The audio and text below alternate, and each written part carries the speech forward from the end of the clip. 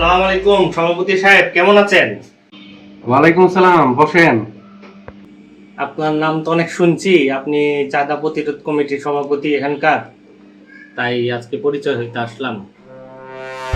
ভালো হয়েছে আমার কাছে আসছেন। কেউ কোনো চাঁদা চাইলে কিন্তু 1 টাকাও দিবেন না কাউরে, আমারে কিন্তু জানাইবেন।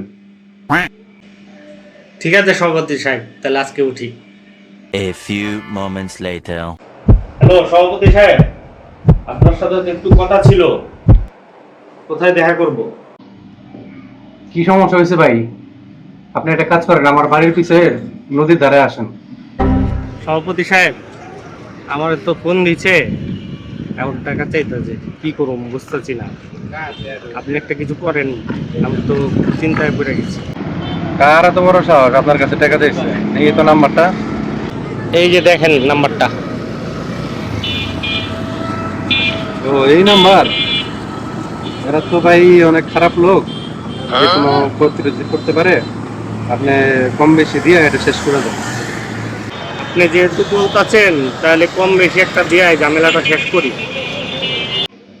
কিরে, নতুন মালটার কাছ থেকে কয় টাকা লইছস? আর একটু বাড়া বুড়া লবি না বেটা? যাই হোক, নেক্সট টাইম কিন্তু বাড়া বুড়া নিস, আর আমার বাগেরটা কিন্তু এখন পাঠাই দিস।